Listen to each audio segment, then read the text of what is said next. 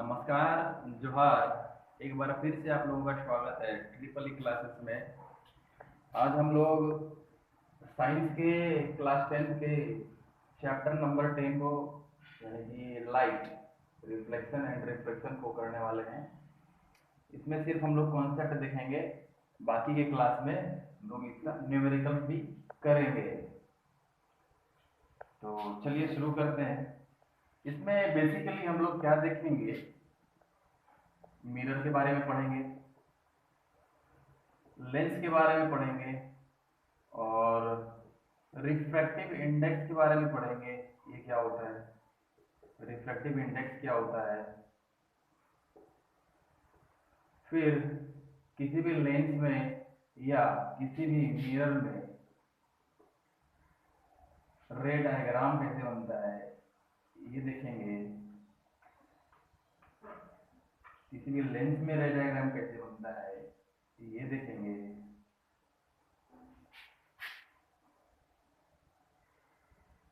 ये सब देखेंगे।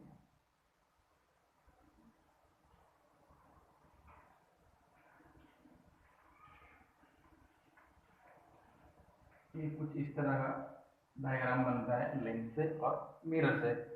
तो ये सभी चीज को डिस्कस करने वाले हैं आज की क्लास में, तो बहुत ही इंपॉर्टेंट होने वाला है आज की क्लास। तो लास्ट तक बने रहिए और समझिए। चलिए शुरू करते हैं।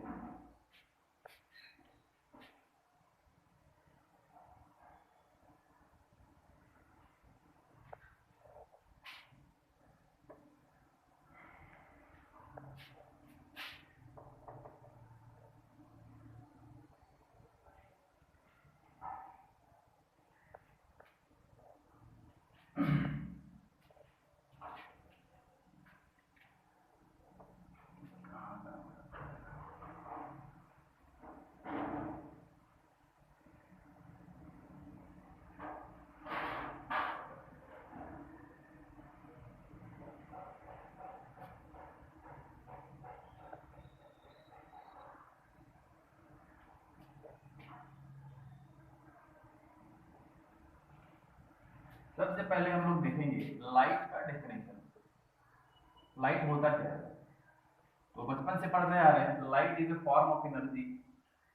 Light is a form of energy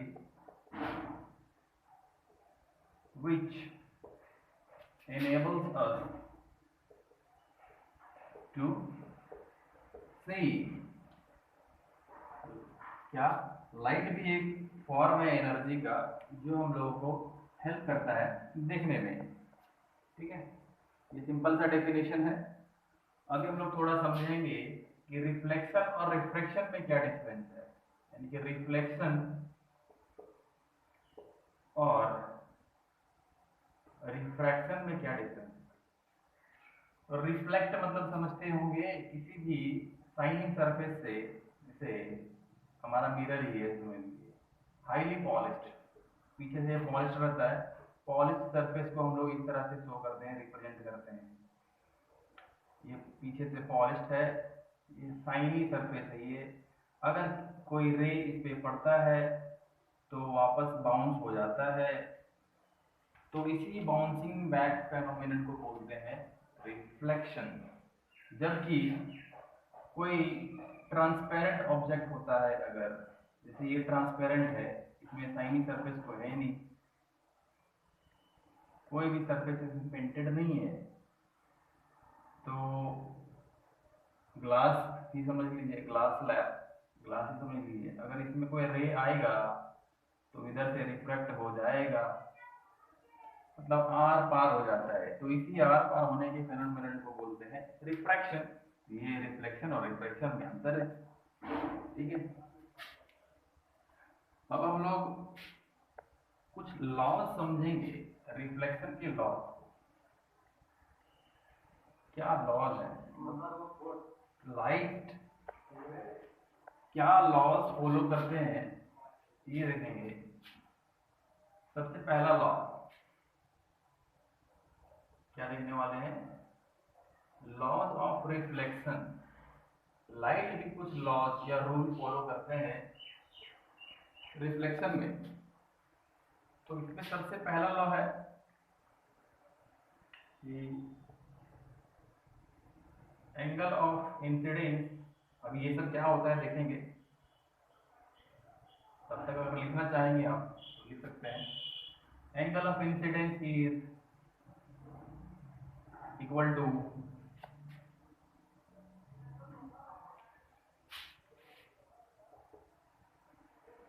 angle of reflection. ये होता क्या देखेंगे, एंगल ऑफ इंसिडेंस यानी कि अगर किसी भी साइनी सरफेस पे, ये टेंजेंट सरफेस है, ये साइनी सरफेस से ऊपर वाला, तो कोई रे अगर आ रहा है तो ये बोलते हैं इंसिडेंट रे, तो बोलते हैं इंसिडेंट रे, ठीक है। तो इस पॉइंट पे पड़ रहा है, यहां से ऐसे रिफ्लेक्ट हो जाएगा, तो इसको बोलते हैं रिफ्लेक्टेड रे, रिफ्लेक्टेड रे। तो अभी इन दोनों रे के बीच में अगर इस सरफेस पे एक नॉर्मल ड्रॉ करते हैं, नॉर्मल ड्रॉ करते हैं अगर, तो इस नॉर्मल से अगर इस एंगल को और इस एंगल को मेजर करेंगे तो दोनों इक्वल होंगे, तो इस एंगल को बोलते हैं एंगल ऑफ इंसिडेंस, आई से डिनोट करते हैं। इस एंगल को बोलते हैं एंगल ऑफ रिफ्लेक्शन, आर से डिनोट करते हैं। तो वही चीज बोल रहा है ये law, angle I is equal to angle R, ठीक है। हमेशा किसी भी सरफेस पे अगर रे पड़ेगा तो इनके एंगल ऑफ इंसिडेंस और एंगल ऑफ रिफ्लेक्शन सेम रहेंगे, इक्वल रहेंगे। अच्छा, दूसरा लॉ क्या है, दूसरा लॉ कहता है कि incident ray reflected ray and the normal at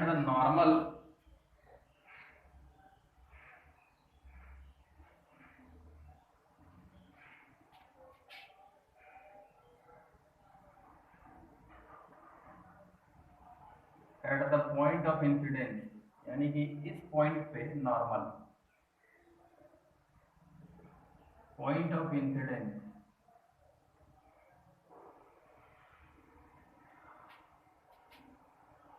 all lie in the same plane। ये वाला जो लॉ है बहुतों को समझ में नहीं आता है, ये है क्या, कोई तो ऐसे ही रट के चल देते हैं, बाकी ये है क्या। देखिए ये क्या बोल रहा है कि इंसिडेंट रे, रिफ्लेक्टेड रे और नॉर्मल तीनों एक ही प्लेन में होने चाहिए, एक ही प्लेन में होने चाहिए। अगर ये एक्स वाई प्लेन से आ रहा है रे, तो ये जाएगा भी एक्स वाई प्लेन में, एक्स वाई प्लेन समझ रहे हो आप, ये जैसे एक्स है, ये वाई है, इधर का जेड है, 3 डायमेंशनल, तीनों एक दूसरे पे परपेंडिकुलर होते हैं। तो अगर रे ऐसे आ रहा है तो ऐसे ही जाएगा, अगर रे एक्स वाई प्लेन में है तो ये रिफ्लेक्ट होके एक्स जेड प्लेन में इधर नहीं आ जाएगा, इधर नहीं आ जाएगा।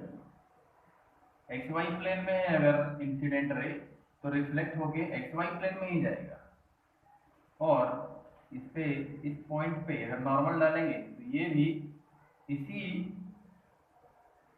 प्लेन में होना चाहिए, यानी कि एक्स जेड प्लेन से नॉर्मल नहीं आना चाहिए, एक्स वाई प्लेन में ही नॉर्मल होना चाहिए, तीनों एक ही प्लेन में होना चाहिए। या अगर वाई जेड प्लेन में ले रहे हैं तो इंसिडेंट करेगा अगर वाई जेड प्लेन में, तो रिफ्लेक्ट होके वाई जेड प्लेन में ही जाएगा, ठीक है। ये बोलता है सेकेंड लॉ में, तो इसको समझना जरूरी है। चलिए आगे हम लोग देखेंगे मिरर के कितने प्रकार होते हैं, मिरर के कितने टाइप होते हैं ये देखेंगे हम लोग, टाइप्स ऑफ मिरर के बारे में देखेंगे।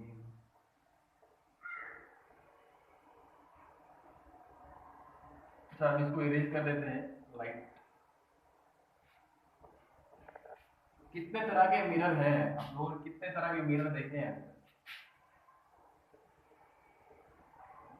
मिरर टाइप कितने तरह के हैं? सबसे पहला तो भाई जो शक्ल देखते हैं उनको बोलते हैं प्लेन मिरर्स, प्लेन मिरर्स। दूसरा कॉनकेव, और तीसरा कॉन्वेक्स। प्लेन मिरर तो भाई सरफेस प्लेन होगा, ये पीछे का पेंटेड साइड है, ये शाइनिंग सरफेस है। इंसिडेंट रे यहाँ पे फॉल करेगा और ऐसे रिफ्लेक्ट करेगा, ठीक है। कॉनकेव और कॉन्वेक्स में बच्चे अक्सर भूल जाते हैं किसको कॉन्वेक्स बोलते हैं किसको कॉनकेव बोलते हैं। तो इसको याद रखने का तरीका ये है कि केव का मतलब क्या होता है, गुफा। ये होता है धंसा हुआ होता है, अंदर की ओर घुसा हुआ होता है। तो कॉनकेव जो मिरर होगा इसका ये पेंटेड साइड है पीछे, और जो शाइनी सरफेस होगा ये अंदर की ओर घुसा हुआ होगा, अंदर की ओर धंसा हुआ होगा। केव का मतलब धंसा हुआ, तो अंदर की ओर धंसा हुआ, तो शक्ल देखेंगे ऐसे धंसा हुआ आईना में। ये हो गया कॉनकेव। कॉन्वेक्स कैसा होता है, ये कॉनकेव मिरर है, ये प्लेन मिरर है। कॉन्वेक्स मिरर होता है ऐसे ही होगा, इसी के जैसा होगा, मगर इसका पेंटेड सरफेस ये सामने वाला है, और ये जो है शक्ल देखने वाला यानी कि शाइनी सरफेस जो होगा इसका उठा हुआ होगा, इसका घसा हुआ होगा, इसका उठा हुआ होगा। इसको बोलते हैं कॉन्वेक्स मिरर, ठीक है। इसको हिंदी में बोलते हैं उत्तल दर्पण, इसको बोलते हैं अवतल दर्पण, उत्तल अवतल, ठीक है।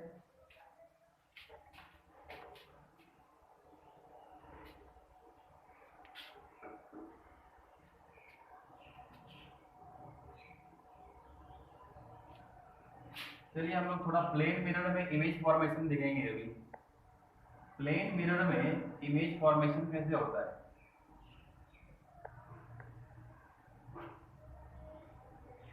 कोई ऑब्जेक्ट कैसे दिखता है किसी भी प्लेन मिरर में, जैसे ये मिरर है, तो इसके सामने अगर ऑब्जेक्ट यहाँ पे है तो इसका इमेज कैसे बनेगा।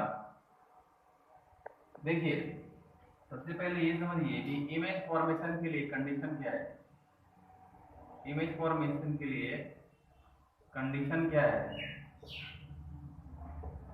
मिनिमम 2 रेज चाहिए।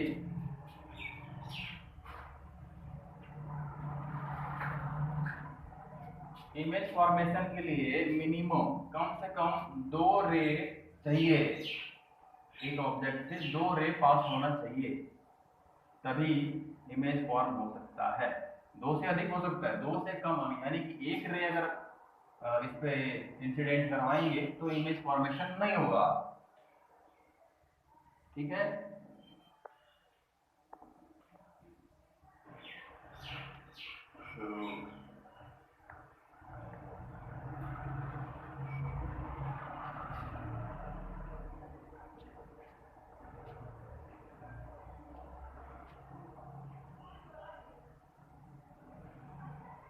एक रे से इमेज फॉर्मेशन नहीं होता, कम से कम 2 रे चाहिए।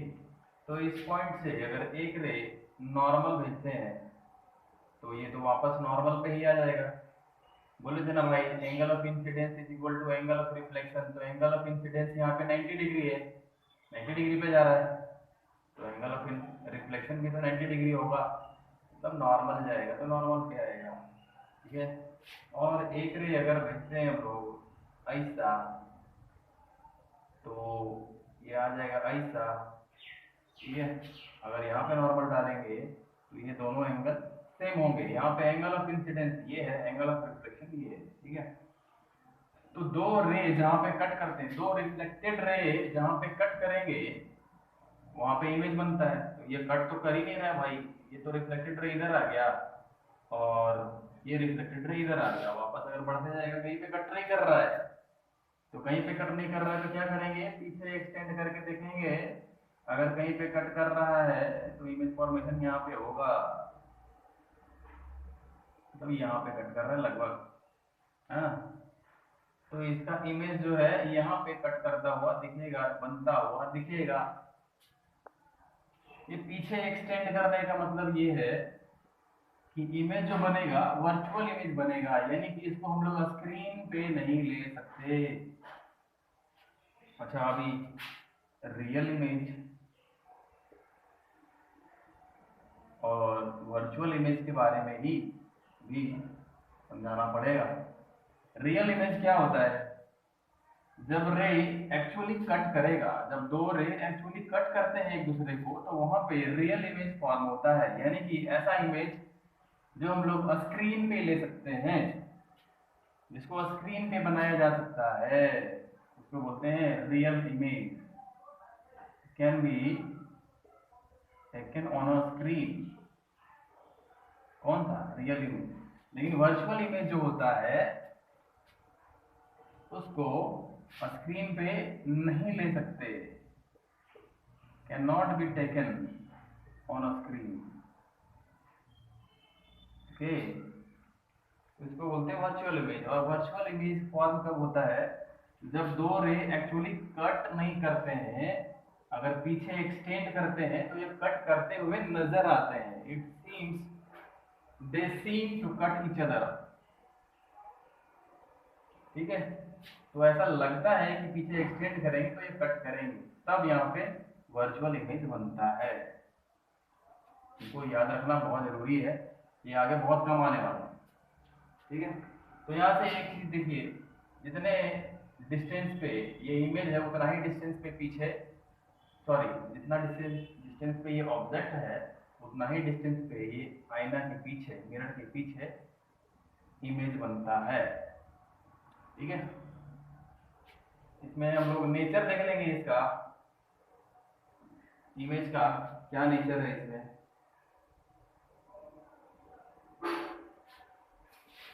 जो प्लेन मिरर से इमेज बनता है उसका नेचर क्या क्या है? सबसे पहला, ये तो वर्चुअल होगा क्योंकि एक्चुअली कट नहीं कर रहा है, ये पीछे एक्सटेंड कर रहे हैं तब यहाँ पे कट करता हुआ दिख रहा है, तो वर्चुअल इमेज होगा। यानी कि इसको हम लोग कभी स्क्रीन पे नहीं ले सकते हैं। ले सकते हैं क्या? नहीं ना, तो आईना के पीछे होगा, स्क्रीन पे कैसे लेंगे? दूसरा दूसरा क्या होगा?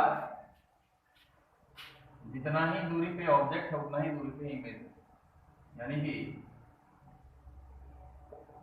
Object distance equals image distance. ठीक है, और हाइट भी उतना ही रहेगा जितना ऑब्जेक्ट का हाइट रहेगा। Object height is equal to image height.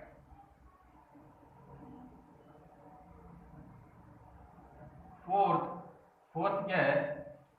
जो इमेज बनता है वो लेटरली इन्वर्टेड रहता है। लेटरली इन्वर्टेड क्या होता है भाई? लेटरली इन्वर्टेड का मतलब होता है कि ये अगर आईना है, हम ऐसे खड़े हैं, तो मेरा जो दाहिना हाथ होगा उसका बायां हाथ दिखेगा, यानी कि ऐसे पलट जाना, इसको बोलते हैं लेटरली इन्वर्टेड। ठीक है, मेरा दाहिना कान दिखेगा, उसका बायां कान दिखेगा, तो बोलते हैं लेटरली इन्वर्टेड। ठीक है, ये नेचर है चार। ये plane mirror, nature of image formed by a plane mirror। ठीक है, अच्छा एक बात का खासा ध्यान रखिएगा कि जब रे ड्रॉ कर रहे हैं यहाँ पे तो इसमें एरो देना मस्ट है। ये एरो देना बहुत जरूरी है। ठीक है, इसे पता नहीं चलेगा अगर नहीं देंगे तो ये इंसिडेंट हो रहा है कि रिफ्लेक्ट हो रहा है, तो ये एरो देना बहुत जरूरी है। चलिए आगे चलते हैं।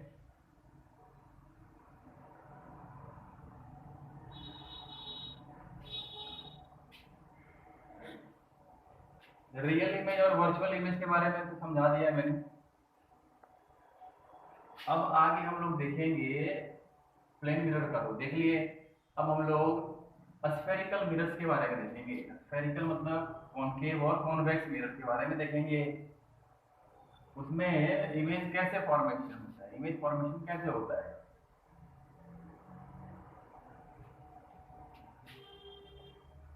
ठीक है, स्फेरिकल मिरर्स दो तरह के हैं, कॉनकेव और दूसरा है कॉन्वेक्स। दिख रहा है ना? Concave mirror, convex mirror. Concave याद कीजिए कैसा होता है, केव मतलब घुसा हुआ, अंदर की ओर धंसा हुआ। तो इसका साइनी सरफेस जो होगा वो अंदर की ओर धंसा हुआ, ये वाला जो उठा हुआ पार्ट है वो पेंटेड साइड है। ठीक है, देखिए ये जो बनता है ये एक सर्कल से बनता है, ये पूरा जो है सर्कल है, सर्कुलर ग्लास से बनता है। तो सर्कुलर ग्लास का ये एक छोटा सा पार्ट है, छोटा आर्क है ये। तो भाई अगर ये सर्कल था तो इसका कोई सेंटर तो होगा ही, ये सेंटर होगा। ठीक है, तो इसको बोलते हैं हम लोग सेंटर ऑफ कर्वेचर। क्या बोलते हैं? Centre of curvature.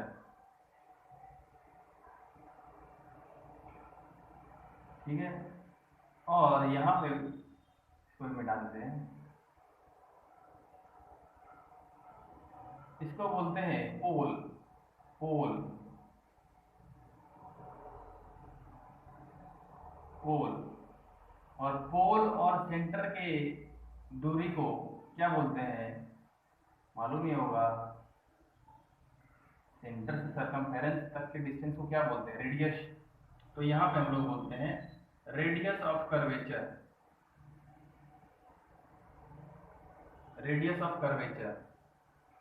और सेंटर और पोल के बीचों बीच होता है एफ, यानी कि एफ को बोलते हैं फोकस पॉइंट, फोकस पॉइंट। और पोल से लेकर एफ तक के डिस्टेंस को बोलते हैं फोकल लेंथ, फोकल लेंथ। ठीक है,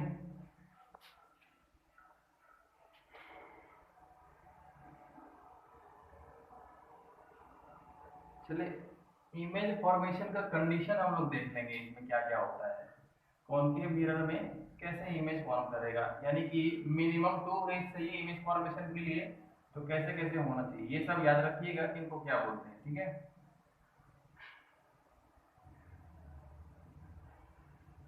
सबसे पहला इसमें, सबसे पहला लॉ, रूल ही समझिए कि अगर कोई रे, इसको बोलते हैं, सॉरी इसको बताया नहीं, इसको बोलते हैं प्रिंसिपल एक्सिस, प्रिंसिपल एक्सिस। कोई भी रे अगर प्रिंसिपल एक्सिस के पैरेलल आता है तो ये हमेशा फोकस से होकर ही रिफ्लेक्ट करता है, फोकस से होकर ही गुजरता है। ये कंडीशन हो गया। दूसरा क्या है, इसी में बता देते हैं भाई, उतना क्या याद रखिए थोड़ा। दूसरा क्या है कि अगर इसके अपोजिट, इसके कन्वर्स समझ लीजिए कि अगर फोकस से होके जाएगा, सॉरी, फोकस से होकर के जाएगा कोई रे, तो ये रिफ्लेक्ट करेगा, वो होगा पैरेलल, प्रिंसिपल एक्सिस के पैरेलल। ठीक है, दो समझे, दो लॉ। जब पैरेलल होगा प्रिंसिपल एक्सिस के तो फोकस से होकर गुजरेगा, और जब फोकस से होकर गुजर रहा होगा तो रिफ्लेक्ट करके पैरेलल होगा प्रिंसिपल एक्सिस के। ठीक है, और दूसरा तीसरा क्या है, अगर ये रे कोई सेंटर से आ रहा है तो वापस सेंटर पर ही जाएगा, सेंटर पर ही जाएगा। ठीक है, ये तीसरा है। और चौथा ये है, कोई भी रे जितने एंगल पे यहाँ पे इंसिडेंट कर रहा है उतना ही एंगल पे ये रिफ्लेक्ट करता है, यानी कि ये जो सेंटर से अगर इस पे हम नॉर्मल डालेंगे तो ये एंगल और ये एंगल सेम होगा। ये थोड़ा क्लियर करके दिखाना होगा। जैसे ये मिरर है, इसका सेंटर ये है, तो एक रे ऐसे आ रहा है, तो यहाँ से इस एंगल पे जा रहा है, इस सेंटर से अगर इस पे नॉर्मल डालेंगे तो ये एंगल और ये एंगल सेम होगा, यानी कि सेम एंगल पे रिफ्लेक्शन होता है इसमें भी, ठीक है। Angle of incidence is equal to angle of reflection. तो ये चार लॉ है जो कि कॉन्वेक्स मिरर में भी फॉलो करता है, कॉन्वेक्स मिरर भी फॉलो करता है, ठीक है।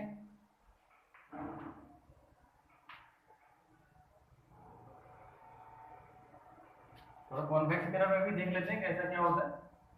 कॉन्वेक्स मिरर यानी कि इसका पेंटेड सरफेस जो होगा ये घुसा हुआ होगा ऐसे, और जो शाइनी सरफेस है वो उठा हुआ होगा। तो देखिए भैया, ये जो है, ये जो है, ये तो इस सर्कल का पार्ट था, है ना। तो इसका सेंटर तो इधर होगा भाई, इसका सेंटर इधर है, ठीक है। इसको मिटा देते हैं। ये हो गया सेंटर ऑफ कर्वेचर, ये हो गया पोल, और सेंटर और पोल के बीच के डिस्टेंस इसको बोलते हैं फोकस पॉइंट। ये हो गया प्रिंसिपल एक्सिस। अच्छा भैया, अभी इसमें अगर सर्कल की ओर से रे जा रहा था तो इसमें ये समझिएगा कि रे इधर से आएगा, क्योंकि ये पेंटेड सरफेस है। रे इधर आके क्या करेगा भाई, वो तो रिफ्लेक्ट करेगा नहीं, ये शाइनी सरफेस है नहीं। इसमें रे इधर से आएगा, रे इधर से आएगा, और किधर को जाएगा भाई, इधर तो नहीं जाएगा, ये तो पेंटेड सरफेस है, रिफ्लेक्ट करना है इसको। तो रिफ्लेक्ट ऐसे करेगा, ऐसे करेगा, लगेगा ऐसे करेगा, यानी कि इसको अगर पीछे एक्सटेंड करेंगे तो लगेगा कि फोकस से होकर गुजर रहा है, ठीक है। मतलब फोकस के सीधा, फोकस के सीधा रिफ्लेक्ट करता है। कब? जब ये प्रिंसिपल एक्सिस के पैरेलल होता है तब। जब कोई रे प्रिंसिपल एक्सिस के पैरेलल होता है तो ये इस तरह से रिफ्लेक्ट करता है, पीछे एक्सटेंड करने पे लगता है कि फोकस से होकर गुजर रहा है, ठीक है। अच्छा, इसके कन्वर्स यानी कि जब कोई रे लगेगा कि फोकस पे आ रहा है, फोकस पे आ रहा है, तो ये पैरेलल होके रिफ्लेक्ट होगा, parallel to the principal axis होगा। देखिए इसमें बहुत लोग कंफ्यूज कर जाते हैं, ये वाला पॉइंट याद रखिएगा, ठीक है। कोई को क्या करते हैं, यहाँ पे फोकस देते हैं, ऐसे भी होता है, तो इस वाले फोकस से ऐसे ड्रॉ करते हैं और ये पैरेलल खींच देते हैं, ऐसा नहीं होता है, ठीक है। ये सरासर गलत है, नियम के विरुद्ध है, ठीक है। तो जब लगेगा कि इंसिडेंट रे फोकस पे जा रहा है तभी ये पैरेलल होगा प्रिंसिपल एक्सिस के। ये दो हो गए, दो पॉइंट। तीसरा पॉइंट क्या है, जितने एंगल पे ये आता है उतना ही एंगल पे ये जाता है, ठीक है। यानी कि ये एंगल सेम हो, कहीं पे भी मिरर पे कहीं पे भी इंसिडेंट करेगा ये रे, सेम एंगल पे रिफ्लेक्ट होगा। ये तीसरा पॉइंट हो गया। चौथा पॉइंट क्या है, अगर सेंटर से होके आ रहा है, सॉरी ये सेंटर नहीं है, सेंटर तो ये, देखिए अगर सेंटर पे जा रहा है कोई रे अगर सेंटर पे जा रहा है तो वापस इसी पे आ जाएगा।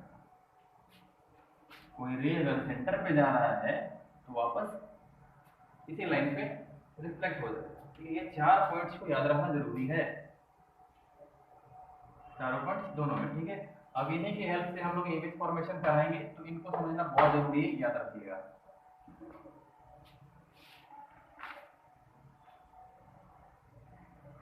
चलिए अब हम लोग इमेज फॉर्मेशन देख लेते हैं। ये तो कंडीशन था भाई, कब इमेज फॉर्मेशन होगा, हम लोग इमेज फॉर्मेशन देख लेते हैं अब दोनों से, कॉनकेव से भी और कॉन्वेक्स से भी।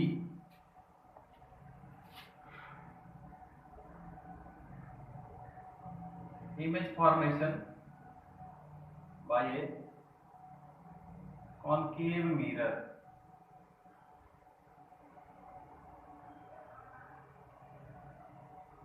सबसे पहला केस, ये सब केसेस हैं। केसेस किस चीज के हैं? ये ऑब्जेक्ट के पोजीशन के केस है, यानी कि ऑब्जेक्ट डिफरेंट डिफरेंट डिस्टेंस पे रखेंगे मिरर के सामने, तो कैसा कैसा इमेज बनेगा, कहाँ कहाँ पे इमेज बनेगा, ये देखेंगे। ठीक है,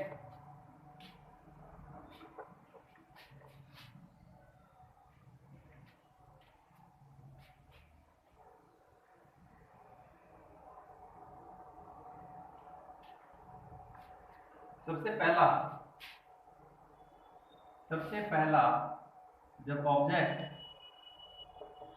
इन्फिनिटी पे होगा, इन्फिनिटी पे मतलब मिरर से बहुत दूर को बोलते हैं इन्फिनिटी। ठीक है, बहुत दूर। इन्फिनिटी का मतलब अनंत में नहीं समझ लीजिएगा, आसमान में तो अंतरिक्ष में, ऐसा नहीं। इन्फिनिटी का मतलब मिरर से बहुत दूर में, बहुत दूर में। तो ऑब्जेक्ट कहाँ पे है? इन्फिनिटी पे है। तो इसका इमेज कैसा बनेगा? इमेज कैसा बनेगा इसका? यहाँ पे लिखते हैं इमेज का नेचर क्या होगा, इमेज का साइज क्या होगा, और क्या भाई? पोजीशन। भाई पोजीशन, तो सबसे पहले पोजीशन ही लिखेंगे हम लोग। इमेज का पोजीशन यहाँ किस जगह पे फॉर्म होगा, कितने डिस्टेंस पे। फिर नेचर देखेंगे और मैग्निफिकेशन देखेंगे, यानी कि साइज। तो जब इन्फिनिटी पे ऑब्जेक्ट होगा तो कॉन्केव मिरर में कैसे बनेगा, जरा देखिए।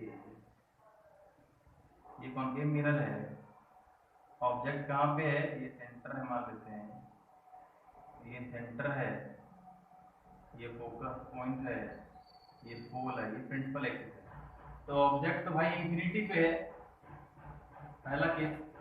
ऑब्जेक्ट इन्फिनिटी पे है,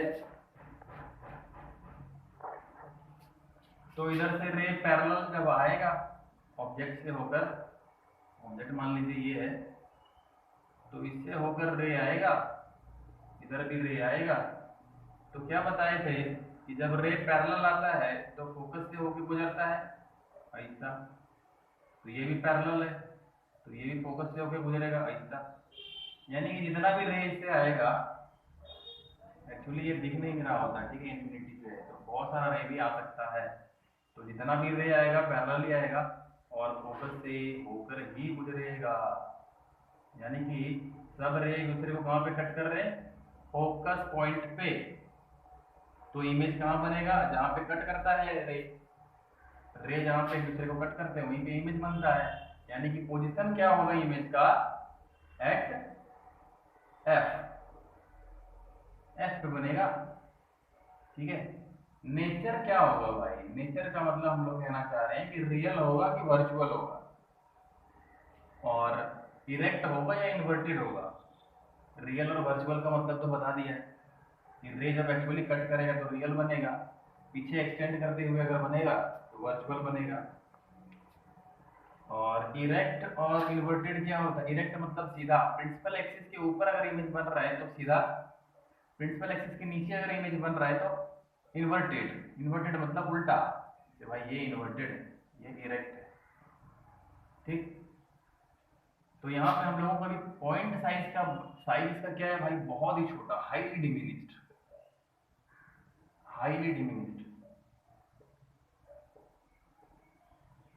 हाईली डिमिनिश्ड, यानी कि पॉइंट साइज बहुत ही छोटा इमेज बनेगा भाई।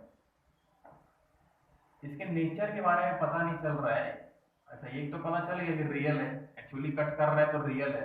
बाकी रियल है तो इरेक्ट है या इन्वर्टेड है, ये तो पता नहीं चल रहा है। तो पॉइंट है ना भाई, तो पता नहीं चल रहा है।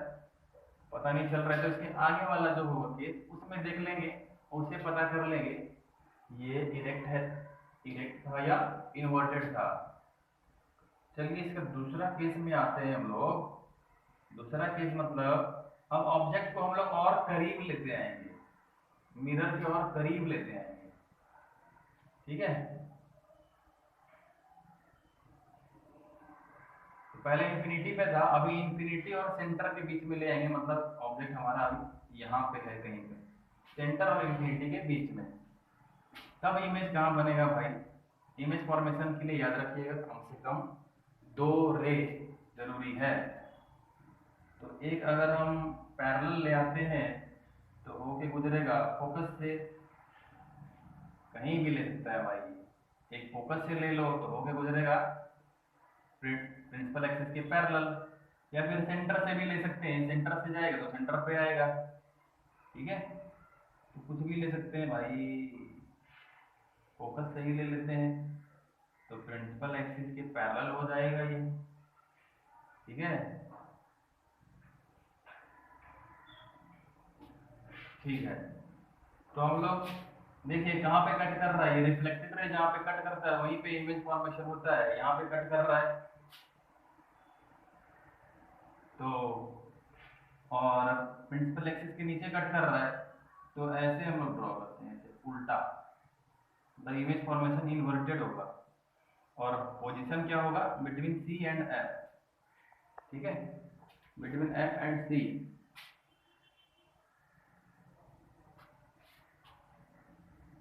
तो दूसरा क्या था भाई ऑब्जेक्ट का पोजीशन? बियॉन्ड सी, तो सेंटर के बियॉन्ड। तो इसका इमेज का पोजीशन क्या होगा भाई? इमेज का पोजीशन कहाँ पे बना देखा? Between F and C. तो इसको लिखेंगे between F and C. Nature क्या होगा इसका? नेचर क्या होगा? नेचर होगा रियल, एक्चुअली कट कर रहा है तो रियल होगा, और उल्टा बन रहा है तो इन्वर्टेड होगा। ठीक है, तो इसमें अगर इन्वर्टेड है तो यहाँ पे भी इन्वर्टेड था। ठीक है, इस तरह से हम लोगों ने जान लिया है कि रियल और इन्वर्टेड होगा इसका नेचर, रियल इन्वर्टेड। अच्छा, इसका साइज क्या है भाई? साइज देखिए छोटा है, ऑब्जेक्ट से थोड़ा छोटा है इमेज, स्मॉल। इसका साइज हो जाएगा स्मॉल हो जाएगा। ठीक है, तीसरा केस क्या है? और नजदीक ले, यानी कि सेंटर पे लेके, ये सेंटर है, ये फोकस है, अभी ऑब्जेक्ट भी सेंटर पर ही है, तो इमेज कैसे फॉर्म होगा? एक पैरेलल अगर ले जाएंगे तो फोकस से होके गुजर जाएगा, और एक अगर फोकस से ले जाएंगे तो पैरेलल होके गुजर जाएगा। मतलब यहाँ पे लगभग, यानी कि जब सेंटर पे होता है तो सेंटर पर ही इमेज बनता है, मगर नीचे की ओर, नीचे की ओर बनता है। ठीक है, सेंटर से जाता है तो देखिए यहाँ पे इमेज फॉर्मेशन सही नहीं हो पा रहा है क्योंकि स्केल से हम नहीं फॉर्म कर रहे हैं। ठीक है, अगर स्केल से फॉर्म कीजिएगा तो पूरा एग्जैक्ट ऐसे ही दिखेगा। सेंटर पे अगर है ऑब्जेक्ट तो सेंटर पर ही बनेगा इमेज, तो इसका पोजीशन क्या हो जाएगा? एट सी। ये क्या था? ऑब्जेक्ट कहाँ पे था? सी पे था, तो इमेज भी कहाँ बना? सी। ये फर्स्ट वाला पोजीशन है, दूसरा नेचर है, और तीसरा साइज है। ठीक है, याद रखिए। तो सेंटर पे बना, इसका नेचर कैसा होगा भाई? एक्चुअली कट कर रहा है तो रियल होगा, और नीचे की ओर बन रहा है प्रिंसिपल एक्सिस से तो इन्वर्टेड होगा। ठीक है, इसका मैग्निफिकेशन क्या होगा भाई? सेम होगा, जितना बड़ा ऑब्जेक्ट उतना ही बड़ा image. Same, same as the object, इसका साइज जो होगा सेम होगा ऑब्जेक्ट से। ठीक है, चलिए अभी इसका चौथा कंडीशन पे आते हैं, चौथा पोजीशन पे आते हैं। बिटवीन सी एंड एफ जब होगा इमेज, सॉरी ऑब्जेक्ट, ऑब्जेक्ट जब सी पर था, अभी और करीब लाएंगे, सी और एफ के बीच ले आएंगे ऑब्जेक्ट को। ऑब्जेक्ट कहाँ पे है भाई? बिटवीन सी एंड एफ, ऐसा है। ये सी है, थोड़ा और बड़ा दिखाते हैं, ये सी है और ये पोल था भाई, तो सेंटर पोल के बीचों बीच के डिस्टेंस को बोलते हैं फोकस पॉइंट। ठीक है, तो बिटवीन सी एंड एफ यहाँ पे कहीं धर दीजिए, धर दिए। एक जाएगा पैरेलल होके गुजरेगा फोकस से, एक जाएगा फोकस से तो होके गुजरेगा पैरेलल। तो ये जो हम लोग कट करते हुए दिखेगा, ये सेंटर से इधर दिखेगा। ये थोड़ा इमेज सही नहीं बना, स्केल से बनाइएगा तो एकदम सही बनेगा। सेंटर से थोड़ा उधर कट करता हुआ दिखेगा, सेंटर से इधर होना चाहिए था, ये सही से नहीं बना, फिर से दिखते हैं। स्केल से बनाने की कोशिश कीजिएगा हमेशा, तो सही बनेगा। चलिए देखिए, जब रे पैरेलल जाएगा तो फोकस से होके गुजरेगा, फोकस से होके गुजरा, और रे जब फोकस से होके गुजरेगा तब ये पैरेलल जाएगा, यानी कि लगभग इधर सेंटर से बियॉन्ड बनेगा इमेज इसका। ठीक है, तो इमेज के बारे में सबसे पहले पोजीशन, नेचर और साइज दिख रहा है ना भाई।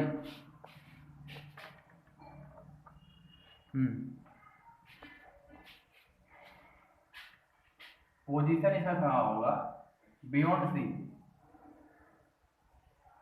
सेंटर के बियॉन्ड उधर। नेचर कैसा होगा भाई, इसका नेचर होगा, एक्चुअली कट कर रहा है तो रियल होगा, और प्रिंसिपल एक्सिस के नीचे है तो इन्वर्टेड होगा। साइज क्या होगा, ये थोड़ा बड़ा हो जा रहा है, बड़ा है तो इनलार्ज होगा, बड़ा को बोलते हैं इनलार्ज,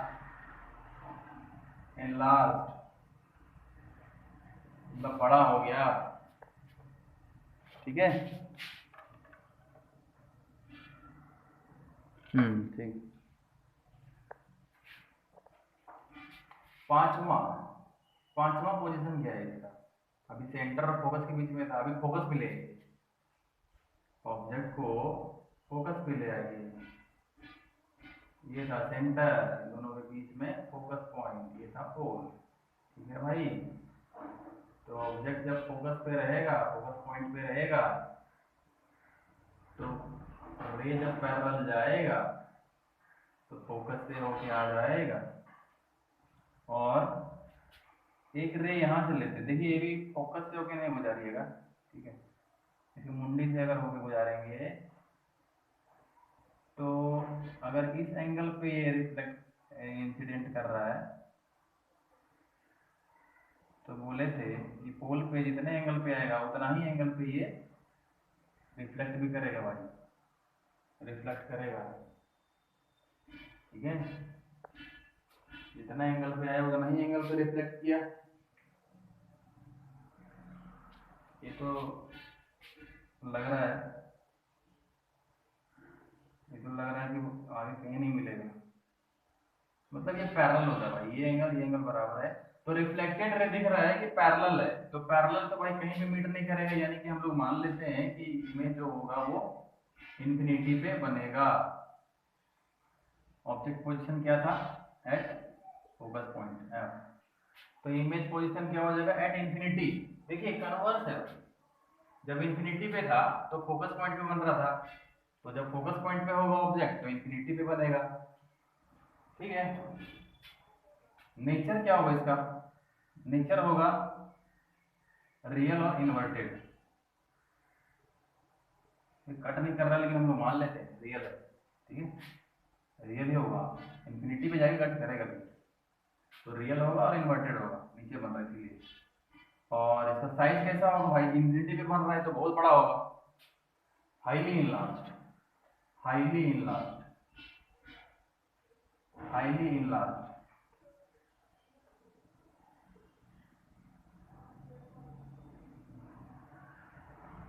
साइज क्या होगा, हाईली इनलार्ज्ड। चलिए अभी लास्ट कंडीशन पे आते हैं। इसका 6 केस है, टोटल 6 केसेस हैं इसके। तो लास्ट पे आते हैं, जब ऑब्जेक्ट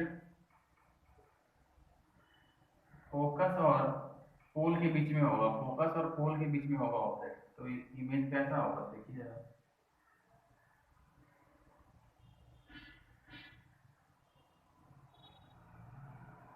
ये फोकस और पोल के बीच में ही होगा अगर ऑब्जेक्ट, तब इमेज कैसा बनेगा भाई। एक अगर पैरेलल जाएगा तो होके गुजरेगा, फोकस से गुजरा। दूसरा, अगर इतने एंगल पे आ रहा है पोल पे तो उतना ही एंगल पे जाएगा। अरे भाई क्या हुआ, ये तो आगे बढ़ाएंगे तो और फैलते जाएगा, ठीक है। तो ये आगे तो कभी मीट नहीं करेगा, कहीं पे कट नहीं करेगा एक दूसरे को। तो क्या करेंगे, इसको पीछे की ओर देखेंगे कहाँ पे कट कर रहा है, एक्सटेंड करके देखेंगे हम लोग। तो एक्सटेंड करके जब देखेंगे ना तो दिखेगा, फिर लगेगा कि यहाँ पे कट कर रहा है, तो जहाँ पे लगेगा वहीं पे इमेज बना देंगे भाई। तो यहाँ पे लग रहा है कि कट कर रहा है तो इमेज ऐसा बना। तो इमेज कैसा बनेगा देखिए जरा, प्रिंसिपल एक्सिस के ऊपर, यानी कि इस बार इन्वर्टेड नहीं होगा। ये स्पेशल केस है, इसको ध्यान में रखिएगा,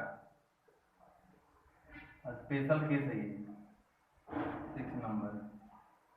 तो इसका पोजीशन क्या हो जाएगा, behind the mirror, behind the mirror बनेगा इमेज। जब रियल होगा इन्वर्टेड होगा, बोले थे कि जब रे एक्चुअली कट करता है तब रियल बनता है, लेकिन यहाँ तो एक्चुअली कट नहीं कर रहा, पीछे की ओर एक्सटेंड कर रहे हैं रेज को, तब लग रहा है कि यहाँ पे कट कर रहा है। तो लग रहा है तो भाई रियल थोड़ी ना होगा, वर्चुअल होगा। और प्रिंसिपल एक्सिस के ऊपर है तो इरेक्ट होगा, इरेक्ट यानी कि सीधा। अच्छा ये बड़ा दिख रहा है तो इनलार्ज हो जाएगा, इनलार्ज्ड यानी कि बड़ा, ऑब्जेक्ट से बड़ा।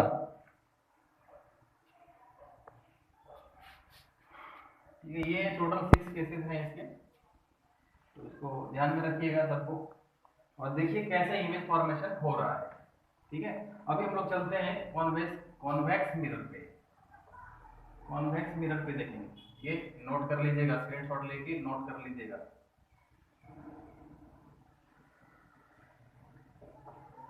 बिना टाइम वेस्ट किए हुए तुरंत चलते हैं हम लोग कॉन्वेक्स मिरर पे। और कॉन्वेक्स मिरर का ये 6 केस नहीं होगा, टोटल 6 केस नहीं होते, उसमें मात्र 2 ही केस होते हैं।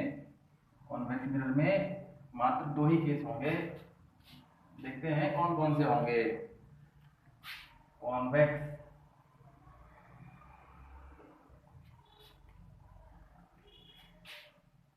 कॉन्वेक्स मिरर यानी कि कुछ ऐसा होगा भाई, ये जो घुसा हुआ है ये पेंटेड होगा, और ये उठा हुआ है ये शाइनी होगा, यानी कि शक्ल इतने में देखना पड़ेगा भाई।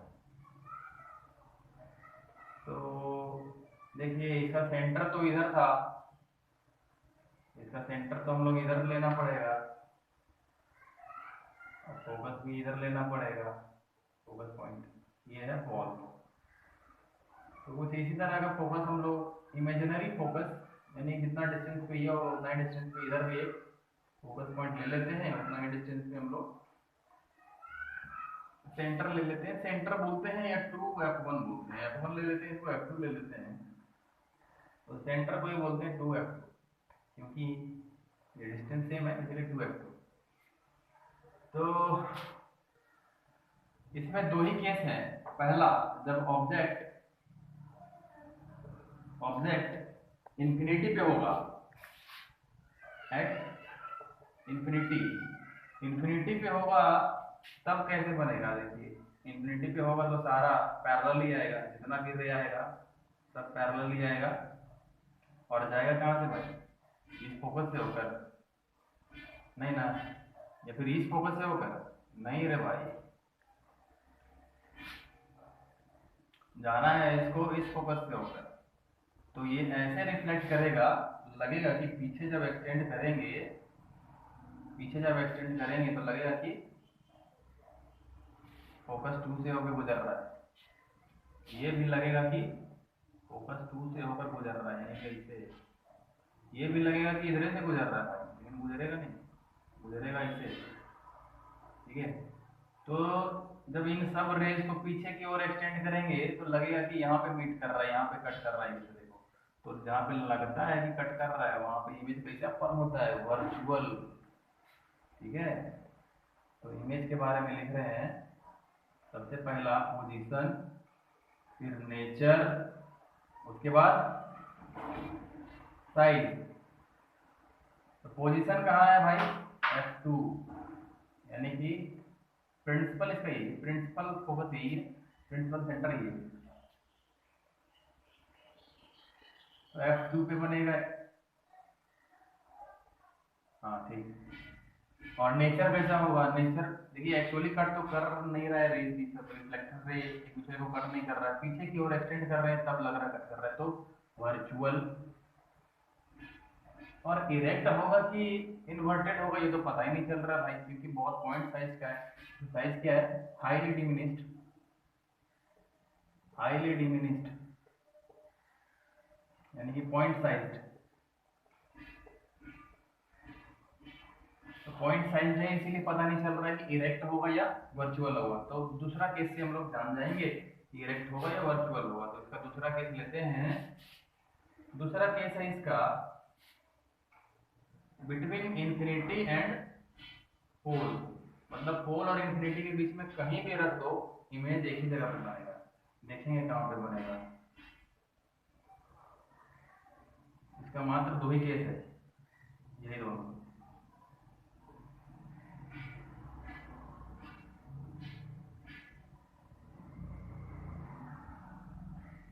देखिए सेम डिस्टेंस पे लीजिएगा, फोकस 1 फोकस 2, और सेम डिस्टेंस पे सेंटर भी।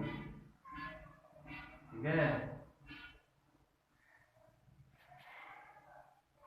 अब जब ऑब्जेक्ट कहीं पर रख दीजिएगा, इधर पोल और इंफिनिटी के बीच में, मान लीजिए कि हम यहाँ पर रख दिए, तो इसका इमेज कैसे बनेगा। एक जाएगा जब पैरेलल तो होके गुजरेगा, लगेगा कि फोकस से, पीछे एक्सटेंड करेंगे तो लगेगा कि फोकस से गुजर रहा है। ठीक है, दूसरा पोल पे जितने डिग्री पे आ रहा है उतना ही डिग्री पे ये रिफ्लेक्ट कर जाएगा, यानी कि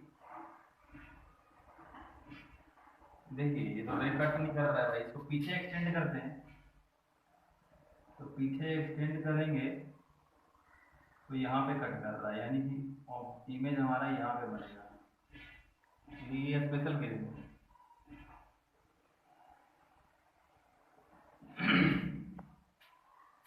इरेक्ट बन रहा है, प्रिंसिपल एक्सिस के ऊपर बन रहा है, इरेक्ट बन रहा है, तो ये भी इरेक्ट ही होगा, वर्चुअल और इरेक्ट होगा। ठीक है, इसका पोजीशन क्या होगा भाई, between pole and F2 focus 2। ठीक है, नेचर कैसा होगा, वर्चुअल होगा, एक्चुअली तो कट कर नहीं रहा है भाई, वर्चुअल होगा और इरेक्ट होगा।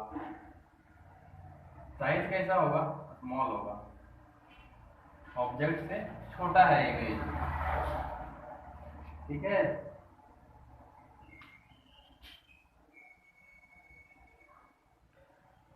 तो अभी तक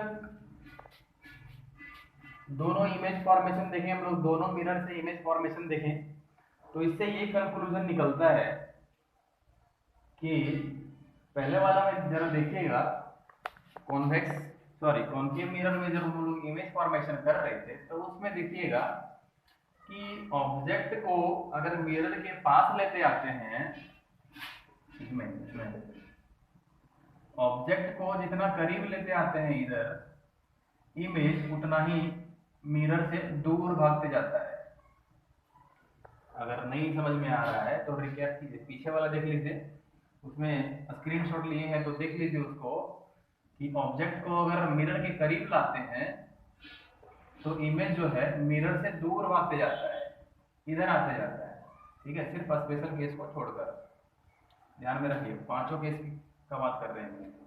और दूसरा पॉइंट, पहला पॉइंट क्या निकला था कि मिरर को जब करीब लाते हैं, ऑब्जेक्ट को जब मिरर के करीब लाते हैं तो इमेज जो है मिरर से और दूर भाग जाता है। इसका दूसरा पॉइंट क्या है ऑब्जेक्ट को जितना करीब लेते आते हैं, हाँ, ऑब्जेक्ट को जितना करीब लेते आते हैं इमेज का साइज बढ़ते जाता है, बढ़ते जाता है, याद रखिएगा।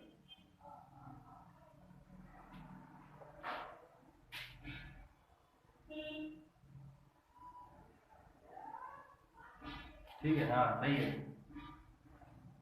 ऑब्जेक्ट को जितना करीब लेते आते हैं मिरर के, साइज इसका बढ़ते जाता है। जैसे पहले में देखे थे हम लोग, पॉइंट साइज का बना, फिर उससे स्मॉल बना, फिर उससे इनलार्ज्ड बना, फिर हाईली इनलार्ज्ड। ठीक है, तो पांचवा केस तक ये बड़ा होते जाता है। बाकी छठा केस में वो स्पेशल केस है, उसका काउंट नहीं कर रहे हैं। ठीक है, तो ये 2 पॉइंट ध्यान में रखिएगा। क्या क्या देखिए, पहला कि जब ऑब्जेक्ट को करीब लेते आते हैं तो इमेज उतना ही मिरर से दूर होते जाता है, और जितना करीब लेते जाते हैं इसको, इमेज उतना ही बड़ा होते जाता है। ठीक है, ये 2 कंक्लूजन निकला है। अब इसका कुछ यूजेस देख लेंगे हम लोग, इनके यूजेस किनके, कॉनकेव और कॉन्वेक्स मिरर के यूजेस देख लेंगे।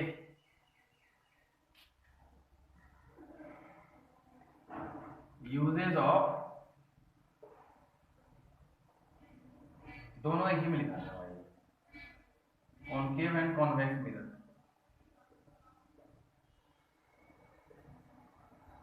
कॉनकेव का यूज कहाँ करते हैं हम लोग? कॉनकेव का देखिए, एक चीज बताना भूल रहे हैं कि कॉनकेव मिरर जो है, जब इमेज फॉर्मेशन करते आ रहे होंगे तो आप लोगों को पता चल रहा होगा कि जितना भी रे आ रहा है इससे, ये सब को कन्वर्ज कर दे रहा है एक ही जगह पे। कन्वर्ज कर दे रहा है मतलब एक ही जगह पे मिला दे रहा है, समेट दे रहा है। तो जितना भी फैला हुआ रे है सबको एक जगह पे भेज दे रहा है। देखिए कैसे हो रहा है, देखिए, तो जितना भी फैला हुआ रे है ऐसे भी जाएगा ना, तो ऐसे आते हैं, मतलब ये कन्वर्ज कर देता है। अगर फैला हुआ रे रहेगा तो एक पॉइंट पे ले आता है। तो इसी फेनोमेनन के कारण इसको बोलते हैं कन्वर्जिंग। क्या बोलते हैं? Converging mirror.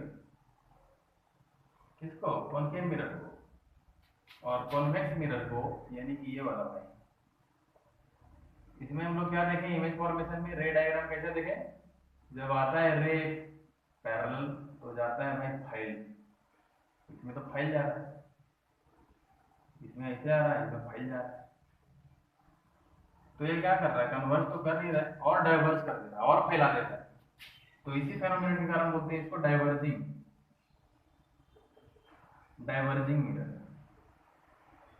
ठीक है, अब इसके बेसिस पे हम लोग इसका यूज देखेंगे कि कन्वर्जिंग और डाइवर्जिंग का, याद रखिएगा इसको, कन्वर्जिंग और डाइवर्जिंग कैसे होता है। ठीक है,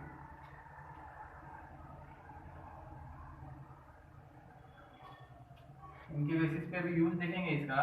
इसका यूज होता है से एक जगह पे फोकस करना है ना भाई, तो क्या करते हैं हम लोग, गाड़ी की हेडलाइट में पूरा लाइट को एक जगह पे फोकस करना होता है, उसमें हम लोग कॉनकेव मिरर का यूज करते हैं। गाड़ी की हेडलाइट में देखिएगा होता है, तो हेडलाइट में होता है,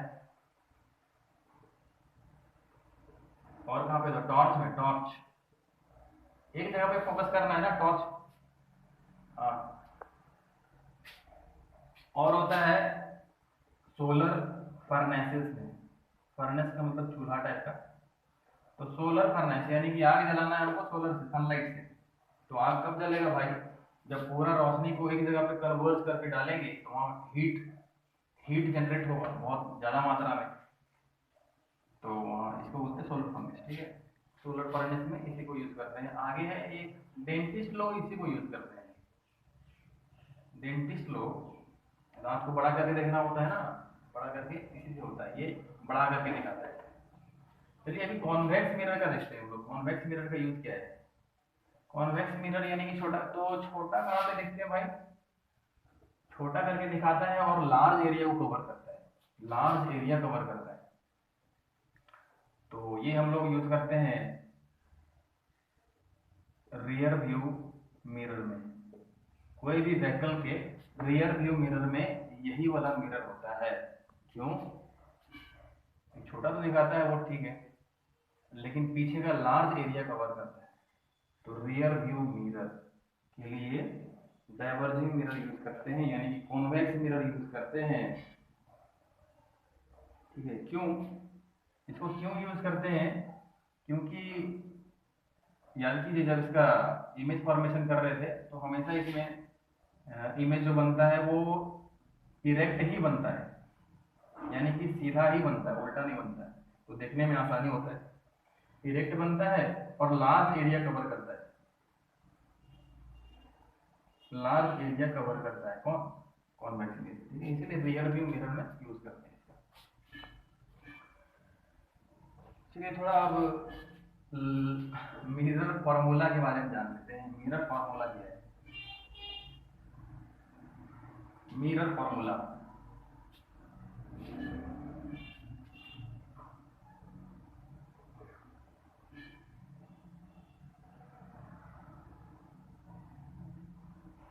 मिरर फॉर्मूला है, ये फॉर्मूला याद रखिएगा, 1/f is equal to 1/v plus 1/u। Mirror formula है।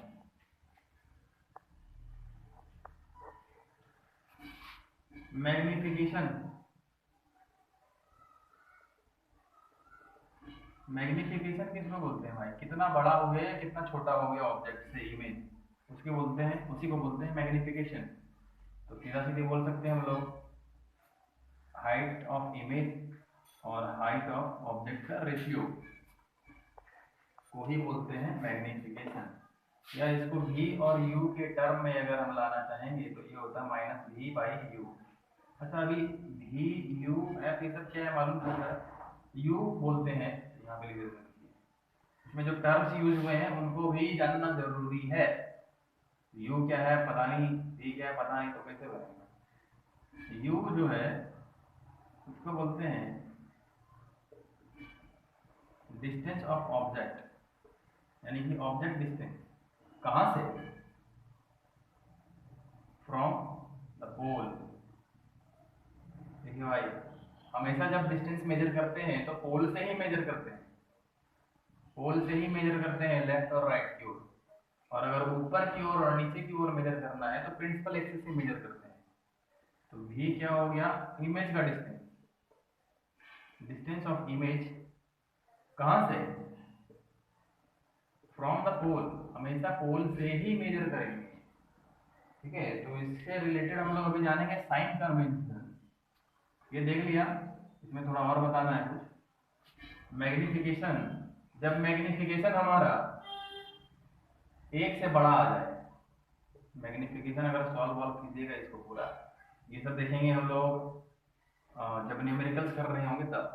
तो जब मैग्निफिकेशन एक से बड़ा आ जाएगा तो यहाँ समझ लीजिएगा कि हाइट ऑफ इमेज जो है हाइट ऑफ ऑब्जेक्ट से बड़ा है। वही ना होगा भाई, ये एक से बड़ा कब होगा? ये रेशियो जब ये बड़ा होगा ये छोटा होगा।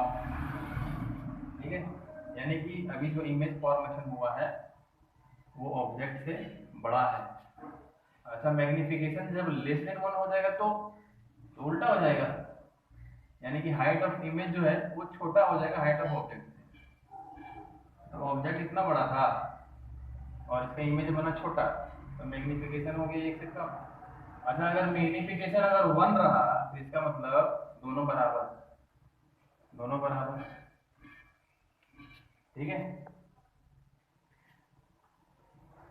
चलिए आगे चलते हैं। हाँ, थोड़ा साइन कन्वेंशन के बारे में जान लीजिए। अभी हम लोग बता रहे थे साइन कन्वेंशन।